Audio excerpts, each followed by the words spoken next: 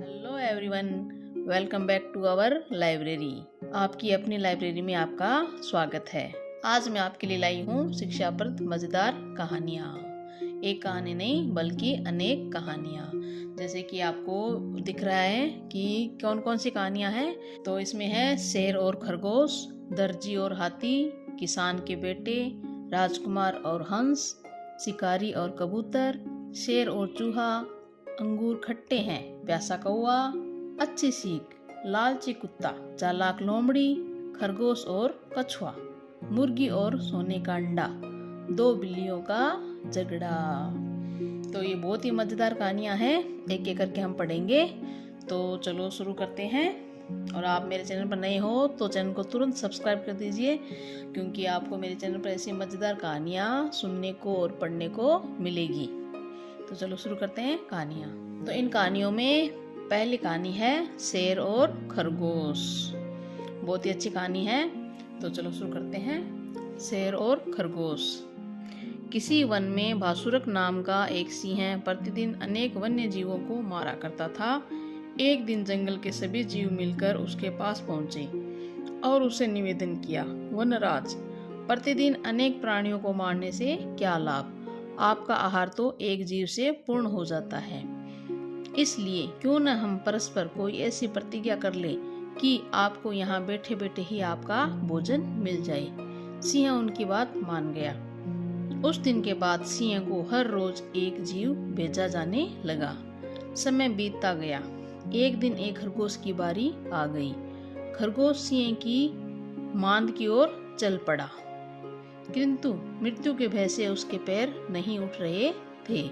मौत के डर से वह जंगल में इधर उधर भटकता रहा। एक स्थान पर उसे एक कुआं दिखाई दिया। उसे देखकर उसके मन में एक विचार आया, क्यों न भासुरक को उसके वन में दूसरे सिंह के नाम से उसकी परछाई दिखाकर इस कुएं में गिरा दिया जाए। यही उपाय सोचता वह भासुरक सिंह के पास वह बहुत देर बाद पहुंचा। सिंह उस समय, देखो यह चित्र है, इसमें दिखाई दे रहा है कि खरगोश की बारी आई थी। सभी जानवरों ने प्लान किया था कि शेर के पास एक एक करके एक जानवर जाएगा। जब खरगोश की बारी आई तो खरगोश ने पहले जंगल में घूमते घूमते ये कुआं देख लिया था। फिर उसने प्लान भी बना लिया कि हमें शेर को किस तरह मारना है। तो वो आगे क्या कहता है शेर से, तो सुन देखते हैं आगे। शेर भूख प्यास से बेहाल था। वह सोच ही रहा था कि कुछ देर तक और कोई पशु न आया तो वह अपने शिकार को चल पड़ेगा और पशुओं के खून से सारे जंगल को सींच देगा। उसी समय वह खरगोश उसके पास पहुंच गया और उसको प्रणाम करके बैठ गया। खरगोश को देखकर सिंह ने क्रोध से गरज कर कहा, अरे खरगोश, एक तो तू छोटा है और फिर इतनी देर लगाकर आया है। खरगोश ने सिर झुकाकर उत्तर दिया, स्वामी, आप व्यर्थ क्रोध कर रहे हैं। पहले मेरी देरी से आने का कारण तो सुन लीजिए। शेर गुर्राया, जल्दी बोल, मैं बहुत भूखा हूँ, कहीं तेरे कुछ कहने से पहले ही मैं तुझे चबा न जाऊं। खरगोश बोला, स्वामी, मैं आपके पास आ रहा था कि मार्ग में दूसरा सिंह अपनी गुफा से निकल कर आया और बोला, अरे किधर जा रहा है? मैं तुझे खाने आया हूँ। मैंने उससे कहा, मैं अपने स्वामी भासुरक सिंह के पास आहार के लिए जा रहा हूँ। तब वह बोला, भासुरक कौन होता है? मैं ही तुम्हारा राजा हूँ। मैं उससे किसी तरह जान छुड़ा कर आया हूँ महाराज, इसलिए मुझे देरी हो गई। यह सुनकर भासुरक बोला, ऐसा ही है तो जल्द से मुझे उस दूसरे सिंह के पास ले चल। आज मैं उसका खून पीकर ही अपनी भूख मिटाऊंगा। खरगोश ने कहा, ठीक है, यदि स्वामी का यही निर्णय है तो आप मेरे साथ चलिए। ये कहकर खरगोश भासुरक को उसी कुएं के पास ले गया। आइए मैं आपको उसकी सूरत दिखा दूं। खरगोश भासुरक सिंह को कुएं की मेड़ पर ले गया। भासुरक ने झुककर झांका तो अपनी ही परछाई दिखाई दी। उसने समझा यही दूसरा सिंह है। तब वह जोर से गरजा। उसकी गरज के उत्तर में कुएं से दुगनी गूंज सुनाई दी। उस गूंज को दूसरे सिंह की गरज समझकर भासुरक उसी क्षण कुएं में कूद पड़ा और वहीं जल में डूबकर उसने प्राण त्याग दिए। खरगोश ने अपनी बुद्धिमत्ता से सिंह को हरा दिया। वहां से लौटकर वह अन्य जीवों की सभा में गया उसकी चतुराई जानकर और सिंह की मौत का समाचार सुनकर सभी जानवर प्रसन्नता से नाच उठे। शिक्षा। बुद्धिमानी से अपने से अधिक बलवान को भी पराजित किया जा सकता है। तो देखा आपने किस तरह से खरगोश ने अपनी बुद्धिमानी से जंगल के सभी जीवों के जो विनाशकारी थे, जो सभी जीव जिसे डरते थे, उस सिंह को उसने मरवा दिया अपनी बुद्धिमत्ता से और सभी जीवों को भयमुक्त कर दिया। तो इसी तरह हमें भी अपनी बुद्धि से ही काम लेना चाहिए। अगली कहानी का नाम है दर्जी और हाथी। एक दर्जी था जिसका नाम दयासागर था। नाम के अनुसार ही उसमें वैसे गुण भी थे। वह बहुत दयालु स्वभाव का परिश्रमी व्यक्ति था। जब वह अपनी दुकान पर कपड़े सीलता रहता था तो उसकी दुकान पर एक हाथी प्रतिदिन खड़ा हो जाता था। दर्जी रोज हाथी को कुछ न कुछ खाने को देता था। परिणाम स्वरूप हाथी दर्जी को रोज सैर कराने ले जाता था। हाथी नियमित रूप से प्रतिदिन आने लगा था। एक दिन दर्जी किसी काम से बाहर गया हुआ था, इसलिए वह दुकान पर न आ सका। उसने अपने लड़के से दुकान पर बैठने के लिए कह दिया था। लड़के ने जैसे ही दुकान खोली तो हाथी रोज की तरह उस दिन भी दुकान के पास आकर खड़ा हो गया। दर्जी का बेटा बहुत शैतान था। हाथी ने जैसे ही उसकी तरफ अपनी सूंड बढ़ाई तो लड़के ने हाथी की सूंड में सुई चुभो दी। हाथी को बहुत गुस्सा आया और चुपचाप चला गया। वह एक तालाब पर गया और उसमें से गंदा पानी अपनी सूंड में भरकर दर्जी की दुकान पर लौट पड़ा। लड़के ने हाथी को अपनी दुकान की ओर आते देखकर सोचा, यह फिर दोबारा आ रहा है। अब की बार इस हाथी की सूंड में इतनी जोर से सुई चुभूंगा कि फिर यह इस तरफ नहीं आएगा। हाथी जैसे ही दुकान पर पहुंचा तो उसे अपनी सूंड का सारा गंदा पानी वहां पर उड़ेल दिया। इससे दर्जी की दुकान में रखे सब कपड़े गंदे हो गए। अब लड़के को अपने किए पर बड़ा पछतावा हुआ। शिक्षा। हमें जानवरों से छेड़छाड़ नहीं करनी चाहिए। ये देखिए चित्र में हाथी है, वो तालाब से गंदा पानी भरकर लाया था और उसने दुकान पर उड़ेल दिया। हमें जानवरों को नहीं सताना चाहिए। जानवर होते हैं वो तो बेजुबान होते हैं, वो अपने पीड़ा को, अपने दर्द को बोलकर कह नहीं पाते हैं, इसलिए हमें जानवरों को छेड़छाड़ नहीं करना चाहिए।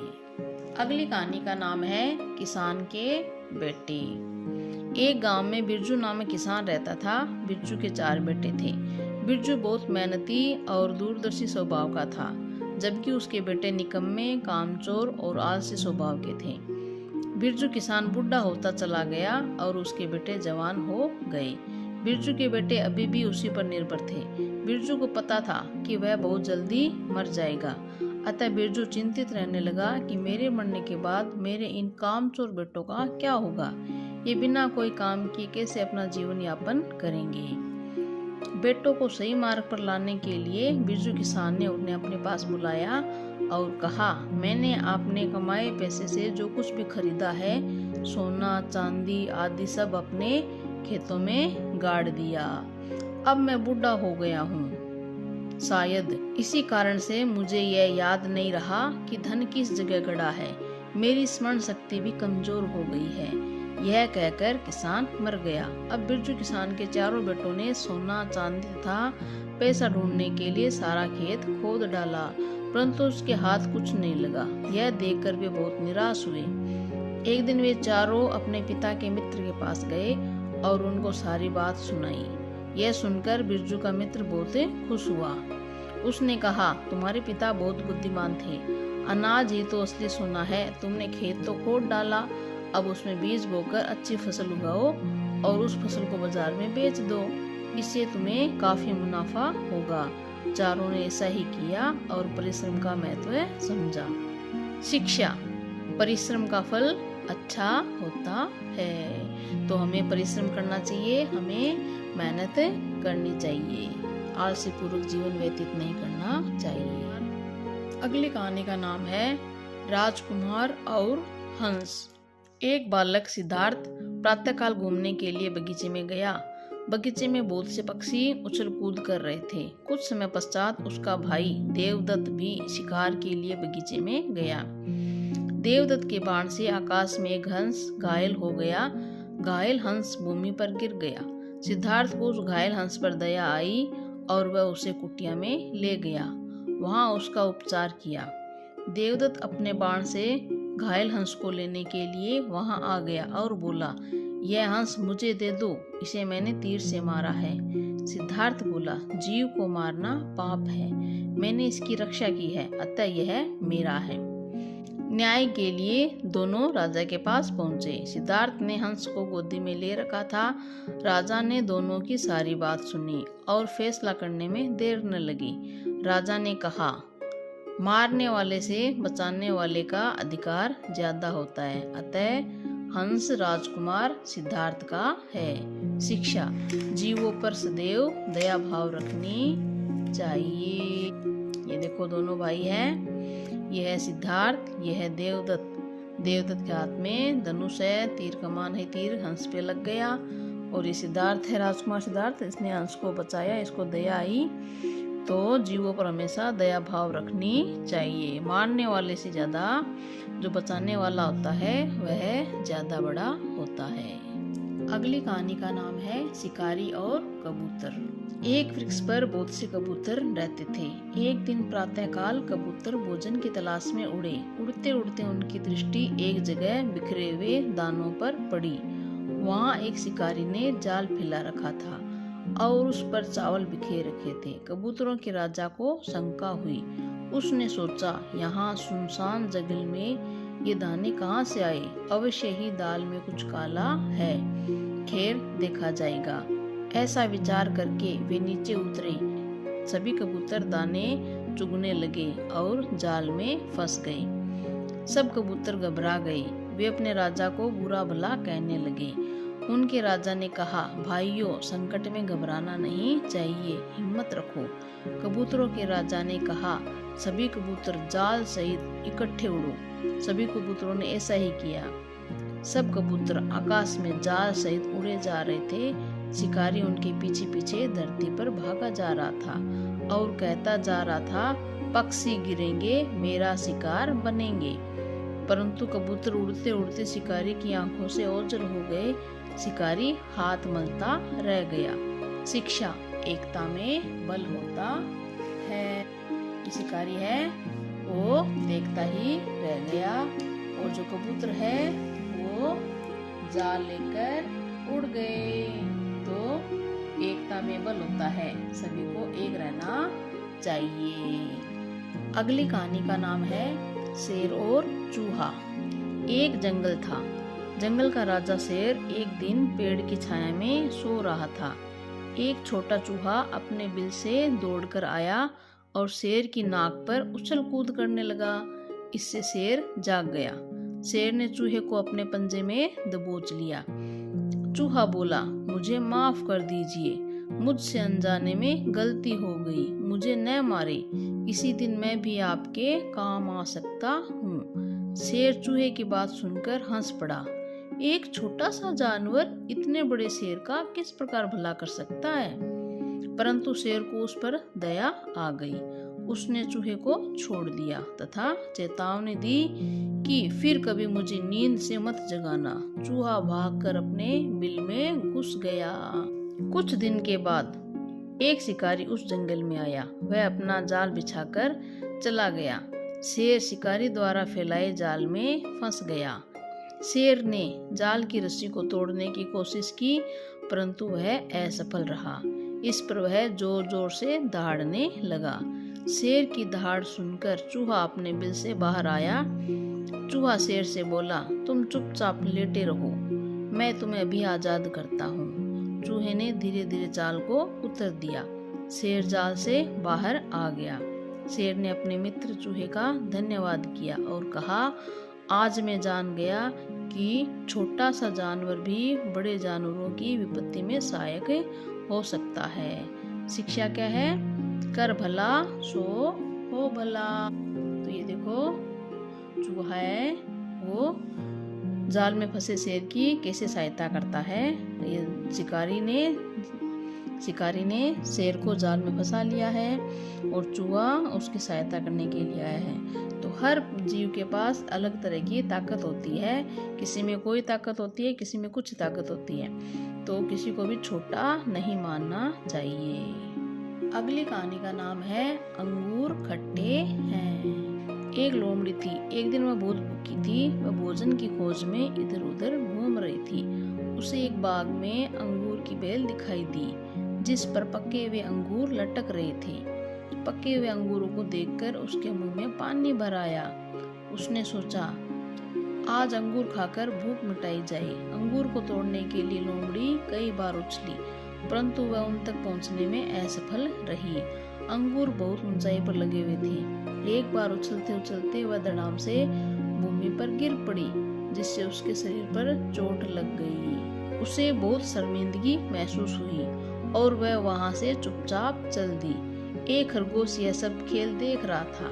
वह लोमड़ी के सम्मुख आकर बोला, लोमड़ी मौसी, अंगूर को खाए बिना ही चल दी, अंगूर नहीं खाओगी?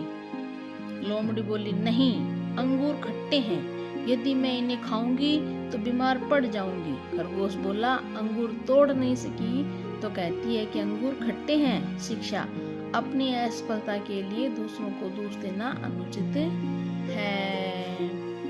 अब लोमड़ी का मन तो बहुत कर रहा है कि अंगूरों को खाऊं, उसका मन ललचा रहा है, लेकिन अंगूर है क्या, बहुत ही ऊंचाई पर है और वो उसके हाथ नहीं आ रहे हैं। वो बार बार प्रयास कर रही है और एक बार तो ऐसा गिरी कि उसके शरीर पर चोट भी आ गई। तो लेकिन उसने अपने मन को समझा दिया कि नहीं, कि मुझे खाने ही नहीं है ये अंगूर, अंगूर तो बहुत खट्टे हैं और खट्टे अंगूर खाकर मैं बीमार हो जाऊंगी। लेकिन उसने अपनी असफलता को इसमें अंगूरों पर ही दोष दे दिया कि अंगूर खट्टे हैं। अगली कहानी का नाम है प्यासा कौवा। एक कौवा बहुत प्यासा था। वह पानी की खोज में इधर उधर उड़ने लगा। प्यास के मारे वह दूर तक उड़ान भरने में असमर्थ था। वह एक बगीचे में गया। उसे कहीं भी पानी के दर्शन नहीं हुए। तभी उसने दूर एक घड़ा देखा। वह बड़ी उत्सुकता के साथ घड़े के पास पहुंचा। घड़े के मुंह पर बैठकर उसने देखा कि घड़े के तले में पानी था, परंतु उसकी चोंच पानी तक नहीं पहुंच पा रही थी। उसने बार बार प्रयत्न किया, लेकिन उसके सारे प्रयास विफल रहे। इस पर भी वह निराश नहीं हुआ। अब उसको पानी तो मिल गया था, परंतु उस तक कैसे पहुंचा जाए, यह उसके लिए एक बहुत बड़ी समस्या बन गई थी। घड़े के पास कई छोटे छोटे पत्थर के टुकड़े पड़े हुए थे। उसने एक उपाय सोचा। अब उसकी सफलता नजदीक थी। मन ही मन में बहुत प्रसन्न हुआ। उसने उत्साह व लगन से पत्थर के टुकड़े अपने चोंच में उठाए और उन्हें एक एक करके घड़े में डालने लगा। उसने देखा कि धीरे धीरे घड़े के तले में पड़ा पानी ऊपर को उठ रहा है। उसने दुगने उत्साह से पत्थर के टुकड़े घड़े में डाले। अंत में उसे सफलता मिल गई। घड़े के तले का पानी घड़े के मुंह तक आ गया। अब उसकी चोंच पानी तक सरलता से पहुंच रही थी। कौवे ने जी भरकर पानी पिया और उसे अपनी प्रयास पर प्रसन्नता भी हुई। वास्तव में कठिन से कठिन काम भी प्रयत्न करने से सफल हो जाते हैं। शिक्षा, कभी भी धैर्य को नहीं छोड़ना चाहिए। तो कौवे को पानी मिल गया और पानी बहुत नीचे था, लेकिन फिर भी उसने हार नहीं मानी और उसने अपने बुद्धिमानी से काम लिया। उसने पास पास देखा, वहाँ पर कंकड़ थे, तो उसने कंकड़ डाले, पानी ऊपर आया और उसने अपनी प्यास बुझाई। तो अपना धैर्य नहीं होना चाहिए और अपनी बुद्धिमानी से काम लेना चाहिए। अगली कहानी का नाम है अच्छी सीख। किसी गांव में एक किसान रहता था। उसके 4 पुत्र थे। चारों भाई आपस में लड़ते झगड़ते रहते थे। चारों भाई अपनी तरफ से गलत काम करते रहते थे। एक दूसरे की शिकायत अपने किसान पिता से लगाकर तुरंत पकड़े भी जाते थे। किसान अपने चारों पुत्रों की इन गतिविधियों से बहुत दुखी था। उसको चिंता सताने लगी, जिसके कारण बीमार हो गया।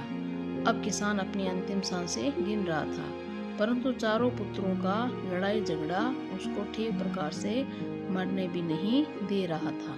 किसान ने अंतिम उपाय के रूप में चारों पुत्रों को अपने पास बुलाया और बोला, मेरा अब अंतिम समय आ गया है, तुम सब मिलकर मेरी अंतिम इच्छा पूरी करो। यह है किसान और ये किसान के चारों पुत्र, और वो इन चारों पुत्रों को समझा रहा है कि मेरी अंतिम इच्छा है वो पूरी कर दो। किसान इन पुत्रों के व्यवहार से बहुत दुखी था। वो इनका लड़ाई झगड़ा बंद कर देना चाहता था। वो चाहता था कि चारों एक साथ रहे। अब देखो आगे किसान ने क्या कहा। चारों पुत्र तैयार हो गए। उन्होंने पिता की आज्ञा को पूरा करने का वचन दिया। किसान ने अपने चारों पुत्रों से पतली पतली कई लकड़ियां मंगवाई। उसने उनसे सब लकड़ियों को एक गट्ठर में बंधवाया। पिता ने अपने चारों पुत्रों से कहा, तुम सब जवान हो, स्वस्थ हो, इस लकड़ी के गट्ठर को तोड़ दो। प्रत्येक ने बारी बारी से उस गट्ठर को तोड़ने का प्रयास किया, परंतु कोई भी अपने प्रयास में सफल नहीं हो सका।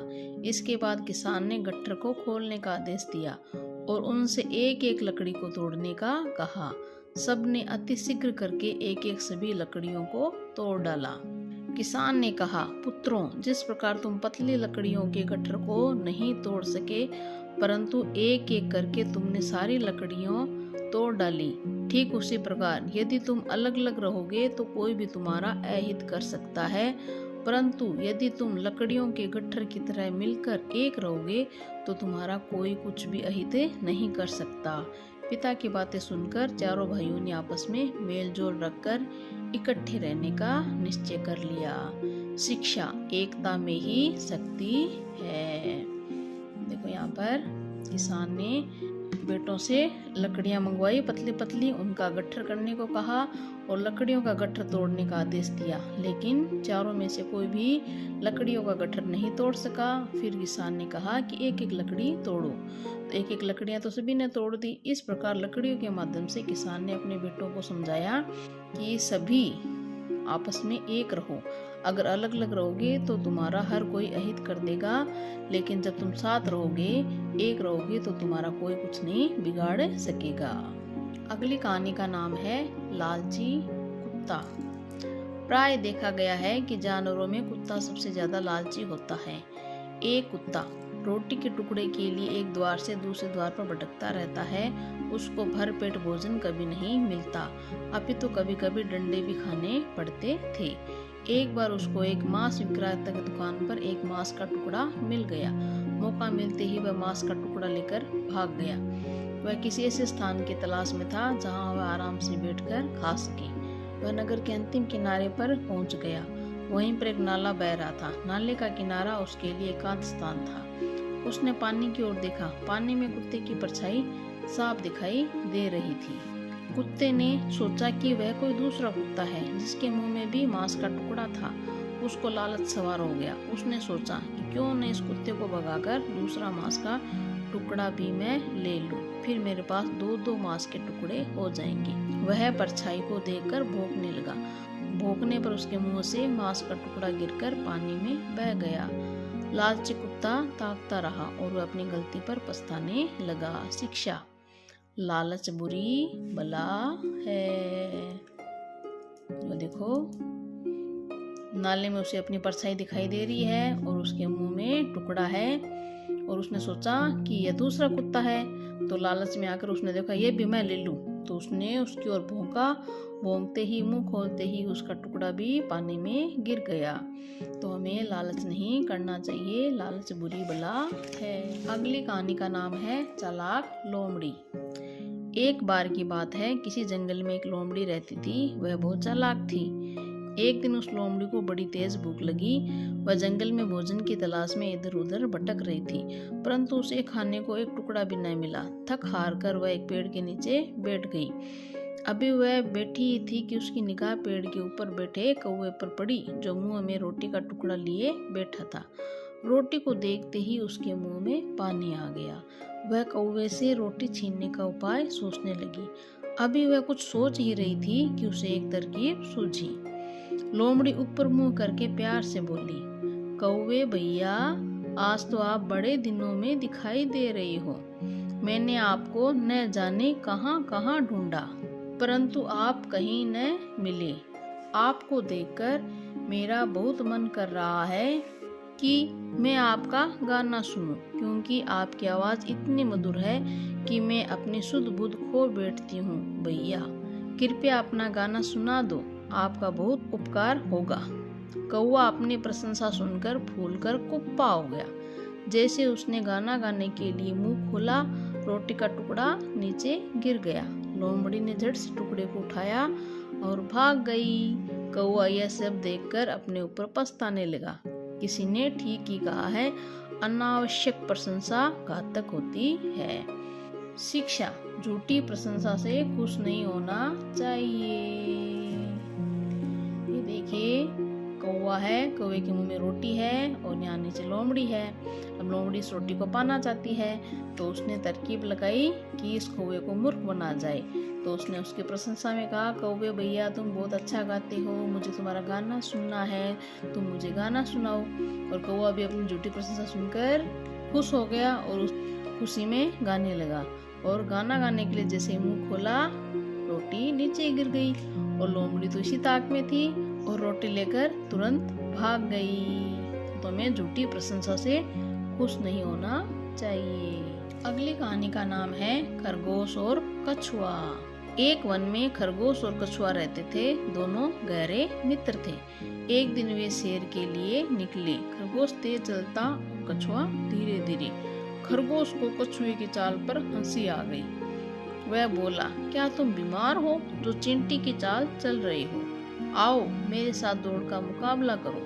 कछुआ बेचारा चुप रहा। खरगोश ने फिर ताना मारा। कछुए ने कहा, मुझे तुम्हारी चुनौती स्वीकार है, कल दोपहर को दौड़ेंगे। अगले दिन कछुआ और खरगोश दोनों इकट्ठे हुए। दोपहर का समय था, धूप में तेजी थी। दोनों दौड़ने के लिए तैयार हो गए। 1 किलोमीटर दूर वृक्ष को छूने का लक्ष्य रखा। खरगोश शुरू में खूब तेज दौड़ा और कछुआ पीछे रह गया। गर्मी से व्याकुल खरगोश एक वट वृक्ष के नीचे घनी छाया में रुक गया। उसने सोचा, कछुए को यहाँ तक आने में बहुत समय लगेगा।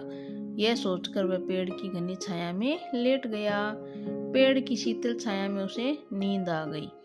परंतु कछुआ धीरे धीरे चलता हुआ वहां पहुंच गया। उसने खरगोश को सोते हुए देखा। कछुआ बिना रुके चलता रहा और अपने लक्ष्य पर पहुंच गया। उधर 1 घंटे बाद खरगोश की नींद खुली। वह घबरा गया और दौड़ने लगा। कुछ ही क्षणों में वह जब लक्ष्य पर पहुंचा तो उसने मुस्कुराते हुए कछुए को देखा। कछुआ बोला, क्यों मित्र, क्या हुआ, कौन जीता? अपनी तेज चाल पर बहुत उछलते थे न? खरगोश बहुत लज्जित हुआ। क्या उत्तर देता? शिक्षा, आराम हराम है। तो हमें हमारा लक्ष्य है, हमारा जो कार्य है, तो जब तक वह कार्य पूरा नहीं होता तो हमें आराम नहीं करना चाहिए। हमें वह लक्ष्य, वह कार्य पूरा करके ही दम लेना चाहिए। और एक शिक्षा और है, किसी भी दूसरे जानवर या किसी दूसरे पर हंसी नहीं उड़ानी चाहिए। जिसके पास जैसा गुण है हमें उसकी प्रशंसा करनी चाहिए, हमें उसकी कदर करनी चाहिए। हर व्यक्ति के पास, हर प्राणी के पास अलग अलग शक्तियाँ होती है और अलग अलग विशेषताएं होती है। कोई किसी कार्य में पूर्ण होता है, कोई किसी कार्य में पूर्ण होता है।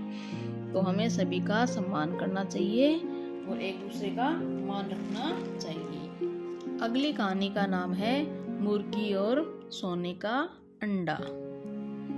एक किसान के पास एक मुर्गी थी। वह प्रतिदिन एक सोने का अंडा दिया करती थी। वह उस अंडे को बाजार में बेच दिया करता था। किसान देखते ही देखते धनवान बन गया। लोग उसका सम्मान करने लगे। वह जब उस मुर्गी को देखता था तो बड़ा प्रसन्न होता था। वह उसे बड़े प्यार से रखता था। एक दिन उसके मन में लालच समा गया। उसके मन में विचार आया कि मुर्गी के पेट के अंदर न जाने कितने सोने के अंडे भरे पड़े हैं। मैं भी कितना मूर्ख हूँ। अंडों का खजाना मेरे पास पड़ा है और मैं केवल एक अंडा रोज बेचने जाता हूँ। इसलिए क्यों न मुर्गी के पेट में से सारे अंडे एक ही बार में निकाल लूं और उन्हें एक साथ बेचकर बहुत ज्यादा धनवान बन जाऊं। यह सोचकर उसने एक तेज धार वाला चाकू लिया और मुर्गी का पेट फाड़ डाला। उसे मुर्गी के पेट में एक भी अंडा न मिला। साथ ही मुर्गी भी मर गई। इस प्रकार वह किसान बहुत बड़ा धनवान नहीं बन सका, बल्कि उसे जो प्रतिदिन एक एक अंडा मिलता था उससे भी उसे हाथ धोना पड़ा। किसी ने ठीक ही कहा, लोभ में बुद्धि भ्रष्ट हो जाती है। शिक्षा, लालच बुरी बला है। ये देखो, किसान की मुर्गी जो उसे रोज एक सोने का अंडा देती थी और वह किसान अंडे को बेचकर पैसे कमाता था। लेकिन एक दिन उसके मन में लालच आ गया कि मुर्गी से रोज रोज एक एक अंडा प्राप्त करने से ज्यादा अच्छा है कि मुर्गी का पेट फाड़कर, पेट को काटकर मैं सारे अंडे एक साथ प्राप्त कर लूं। इस तरह उसे लालच में आकर मुर्गी को मार दिया। मुर्गी का पेट काट के देखा तो उसमें कोई अंडा नहीं था और उसे रोज जो सोने का अंडा मिलता था उससे भी हाथ धो बेटा। इसलिए हमें लालच नहीं करना चाहिए। अगली कहानी का नाम है दो बिल्लियों का झगड़ा। दो बिल्लियां एक रोटी का टुकड़ा चुरा लाई और अपने भाग के लिए झगड़ने लगी। दोनों बंटवारे के लिए बंदर के पास गई। बंदर ने रोटी के 2 टुकड़े किए तथा अपने तराजू में दोनों ओर एक एक टुकड़ा डाला। जिस ओर से पलड़ा भारी होता बंदर उसी ओर से बड़ा सा टुकड़ा काट कर खा जाता। इस प्रकार करते रहने से अंत में तराजू में एक छोटा सा टुकड़ा बच गया। बंदर उसे भी ये कहते हुए खा गया कि यह तो मेरे श्रम का फल है और भाग गया। बिल्लियां निराश होकर लौट गई। शिक्षा, झगड़ने से निराशा ही प्राप्त होती है। और ये देखो, बिल्लियां हैं, उनको एक रोटी का टुकड़ा मिला है और ये बंदर के पास उस रोटी के बंटवारे के लिए आई है कि हमें रोटी बराबर मिल जाए। लेकिन बंदर था चालाक, वो भी रोटी लेना चाहता था। उसने चालाकी से रोटी के से भाग किए कि एक तरफ से बड़ा हो, एक तरफ छोटा हो। बड़े वाले भाग में से फिर उसने तोड़ के खा ली। इस तरह थोड़ी थोड़ी करते हुए उसने पूरी रोटी खा ली और भाग गया और बिल्लियां देखती रह गई। तो इसलिए हमें झगड़ना नहीं चाहिए। झगड़ने से हमें निराशा ही प्राप्त होती है। हमें आपस में समझदारी से, सहूलियत से हमें आपस में बंटवारा करना चाहिए। तो ये हो गई हमारी कहानियाँ पूरी। तो आपको कैसी लगी सारी कहानियाँ ज़रूर बताइएगा। और अगर ये आपको कहानियाँ पसंद आई है तो कहानियों को लाइक कीजिए, शेयर कीजिए और मेरे चैनल पर नए हो तो सब्सक्राइब ज़रूर कीजिए और कमेंट करके ज़रूर बताइएगा कि आपको ये कहानियाँ कैसी लगी है। Thank you.